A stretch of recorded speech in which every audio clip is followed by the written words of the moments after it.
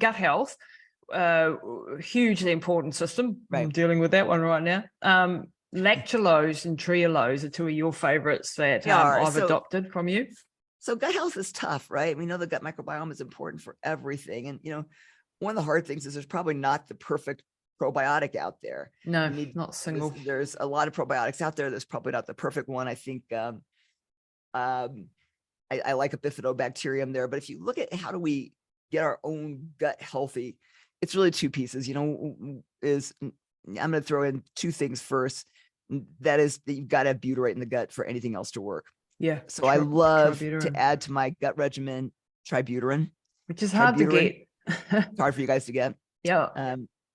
So tributyrin is basically a probutyrate. It turns into butyrate in the lower intestine. If you just take butyrate orally, not much of it gets to the lower intestine. And then you can use short chain fatty acids that are in like something like TUDCA. I don't know if you guys can get TUDCA. Yeah, can get TUDCA. But TUDCA is a great way to help those bile acids, like for your mom right now, just normal bile function. So I really like TUDCA and tributyrin for most people, especially when it's starting to restore the gut. They might not need to be on it forever, but I take those pretty regularly to help my gut health. You get the bile acids and the butyrate to the gut. Now you've got the gut milieu where you need it. Now, how do I maintain that? So lactulose, really lactulose has been around the medical world for forever. Used for constipation, used for people with liver disease, but it actually has been found to be kind of the perfect prebiotic probiotic. So it really helps to make colonocytes healthy. It actually kills off bad bacteria, helps good bacteria grow. So it's when we talk about prebiotics, those are what are allowing the good bacteria to stay in our gut. And so really prebiotics I like better than probiotics, but this actually does both. Sometimes you need to throw probiotics back into the mix for a while. But once you get the gut healthy, you shouldn't need to keep taking probiotics as much. And so by using lactulose, once you get that level, it helps maintain it. It's a tablespoon a day. It's a sickly sweet little agree. It's super sweet. Yep. I kind of like it, but people who don't like sweet stuff hate it. Yeah. But it's a little tablespoon a day of that can be, and especially if you have any chronic constipation, super helpful. It also helps magnesium and calcium get absorbed. So that may be an issue with like that gut absorption person. Put them on a little lactulose, so you'll absorb the calcium and magnesium a little bit better in that person. Man, you just have so much nuance. Like I know a lot of the stuff, but not the nuance. It's just like every time I talk to you, it's just next level of the information that's going. As studies and studies keep coming out. I mean, the lactulose stuff is really new. I think that stuff, all the research on lactulose kind of for longevity. I mean, honestly, if you just Google lactulose and longevity, there's some great longevity data on it. And we can get it here. We can get it without prescription. Right. You guys don't even need it. See, we need a prescription here in the US. Yeah, we don't. We can do it over prescription, but we can actually go to the chemist and buy lactulose. It's called Lavolax. Finally something. Yeah, it's finally something that's here that's not over there easy, because you have to actually prescribe it over there. And it's inexpensive, right? I mean, it's very inexpensive. Yeah, like $15 a big liter of bottle. Like here it's like big bottle and it's like $6. Rush out and get some at the chemist. I mean, this is a really easy thing to do. Yeah. So lactose is basically a sugar, but it's not. But it's no not glycemic a bad impact. sugar. Yeah, right. It's not a bad sugar, and the same thing's true of trehalose. So trehalose, which is basically like two glucose molecules together, it's actually made when a plant is stressed. It makes trehalose. So that's really where it comes from. But it's a disaccharide that has it actually prevents glucose spikes. So if you eat sugar and you sprinkle trehalose on like your cake, you'll actually blunt the glycemic impact of it. Not that you should eat cake, but you can cook with it as your sweetener. You can use it as a sweetener in your coffee. The more, the better. But we know one of the ways trehalose works is by restoring the gut microbiome. Wow. So it not only helps with glucose spikes with carbohydrate intake, but we know that it's really, really healthy to restore the gut microbiome. So that combination of those two sugars seems to be really good for repairing the gut. Is it a probiotic or is it a more like on the tributyrin side of the? It's more like a prebiotic. So it's more prebiotics. So it's feeding the colonocytes, so that you create this perfect environment for the good beneficial anaerobes to thrive. Because a lot of people take probiotics and they get a reaction. They get if they've got like small intestinal bacterial overgrowth, SIBO, or things like that, they can actually you need to go back and fix the gut before you put the probiotics in, so to speak. Well, and I always told people, I said, if I'm throwing all these good bacteria into my gut, but the gut milieu is not right for them, they're not going to do anything. Aerobic. They're going to be dead in a minute, right? You have to first get the gut healthy before probiotics are even going to have any benefit. Yeah. You know, if you have an aerobic gut because you have leaky gut and you sort of an aerobic gut environment, that good beneficial anaerobes don't survive, right? Yeah. So now you throw a bunch of stuff in there. The only thing that survives is the aerobes. Now you get an overabundance of the aerobic bacteria. So now you get gassy and bloated and feel horrible. Yeah. You know? And that's why I, you know, again, I like testing, microbiome testing. That's so microbiome, we do the complete, the complete microbiome mapping thing. Yes, you can see, right? Yeah, So and you can again, see knowledge is always power, right? Yep. And then you can throw the right things in the mix, you know. So a tablespoon of lactulose, trehalose, I like to get up like 15 grams 3 times a day. That's a lot. A little scoop of it's about 5 grams, but throw it in your coffee. You can cook with it. You could, you know, you could put it on fruit. You can, you know, so it's really a nice. So 3 scoops a day. You know, 3 scoops a day would be good. Like, and I have that in my range. So if you're looking for it, it's in the shop because there's nowhere else to be found in New Zealand. You'll be struggling to find it. So check that out. It's a little hard to find here too. I have managed to get a supply, so that's really good. Okay, so let's carry on down the so we got gut list. So gut, TUDCA, tributylin, lactulose, and trehalose. Now we've got our gut taken care of. Throw some you can throw probiotics in the mix if you need to, but those are going to be not. We're talking about mainstay stuff everybody needs. We want to keep the gut healthy, right? Yep. What else on there might, like the B complex, the B vitamins. So B vitamins. We have to talk those because they're huge. So everybody needs B vitamins, especially methylfolate, methyl B12, and probably riboflavin. I sort of like just a good B complex. But you look at a lot of genetic testing, Lisa, and we have so many people who are poor methylators. Those people definitely need extra methyl tetrahydrofolate, methyl B12. Methyl B12 is not well absorbed orally. It's better done as a sublingual or as an injection. So little lozenge not under through your the tongue, gut, right? So it doesn't have to go through the gut. Yeah, and then riboflavin. More than half the population is deficient in riboflavin. And remember, if you are deficient in riboflavin, you can't metabolize iron appropriately. So now iron gets deposited where you don't want it. You get these hemosiderin deposits where you don't want it.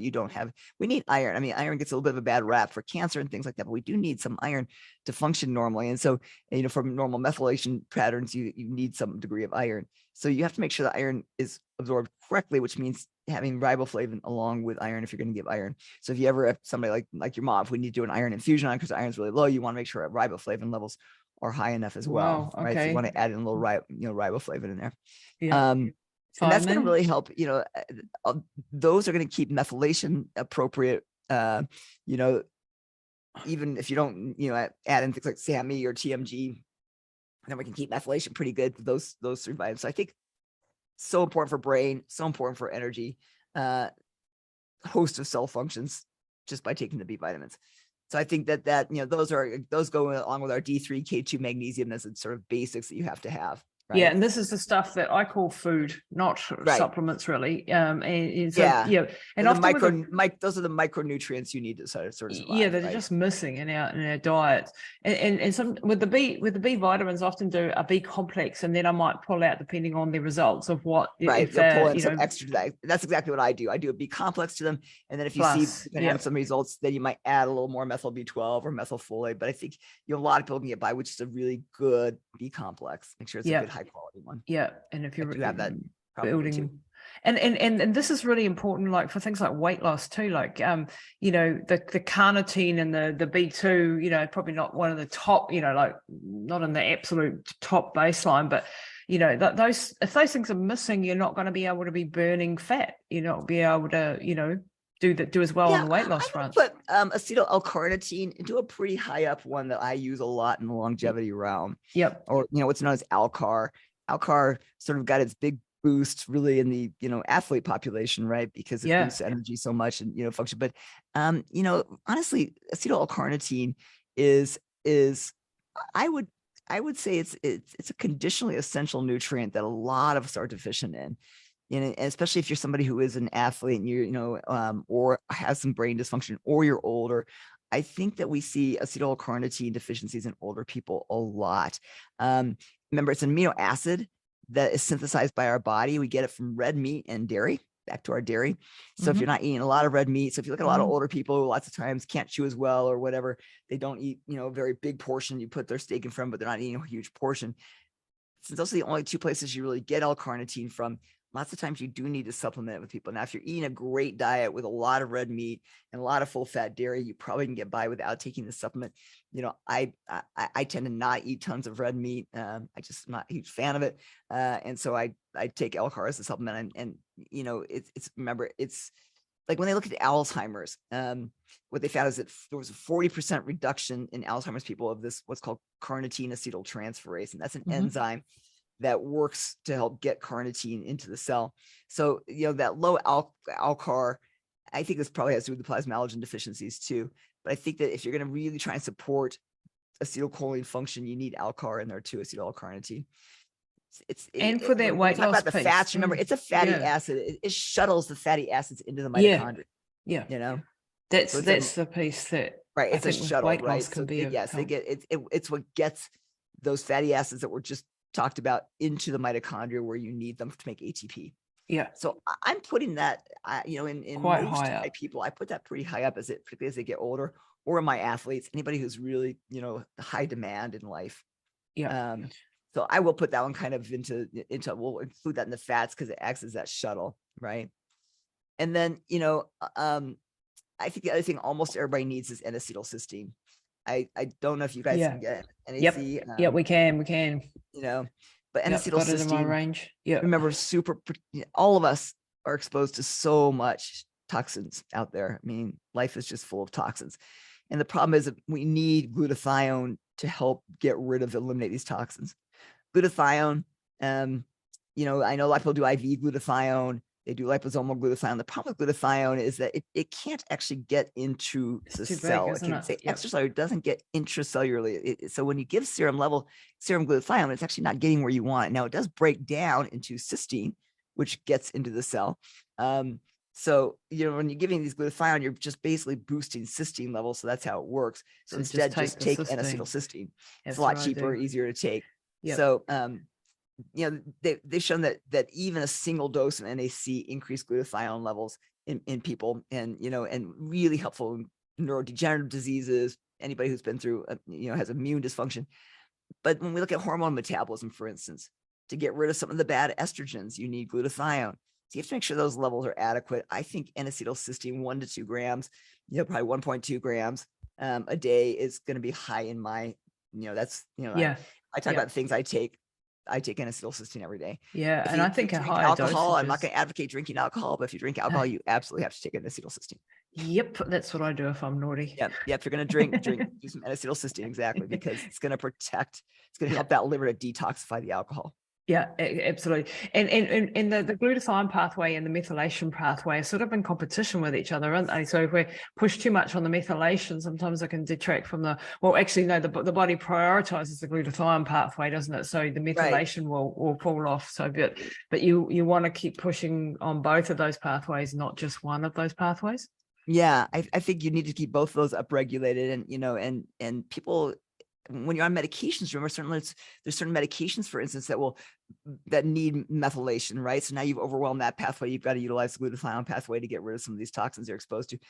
Environmental toxins like stuff that comes from car exhaust fumes and and Roundup, the BPAs, all those things. Really, you've got to upregulate that glutathione pathway. And I think that we look at the increase in Parkinson's disease. I don't know if you guys are seeing as much there, but here in the US, tons and tons of Parkinson's, probably very, very much related to some environmental toxicities. And so this is something I think if we're looking at protecting our brains, I think you need to get N-acetylcysteine levels up. Yeah. Is there any downside with N-acetylcysteine, like any dangers or contraindications for that one? No, not really. Not really. Even in the cancer patients, I mean, cancer's probably shouldn't go there, because it's like with cancer, you have to have everything that's opposite of what's good. Basically, I think you don't want to be taking N-acetylcysteine when people are actively going under chemotherapy, because sometimes that detoxification actually makes the chemotherapy less effective. Yeah. But after that, so once people are done with chemotherapy, then it can actually be important. So I think the only time it's really contraindicated in cancers is during active chemotherapeutic treatments, where you actually want toxins Yeah. sitting around, unfortunately, right? Yeah, you want to keep them in the cell longer and Right. therefore don't push the Right. Don't want glutathione to pathway. detox. Don't want to Gotcha. screw up detox. I mean, you know, that you're Yeah. right. I mean, that's the downside of cancer is we're trying to kill everything and not kill you, which is not always easy. Okay, so anything else on the list of the vitamins before we hop over onto the peptide side of the equation? I mean, There's let's there's just, vitamin C and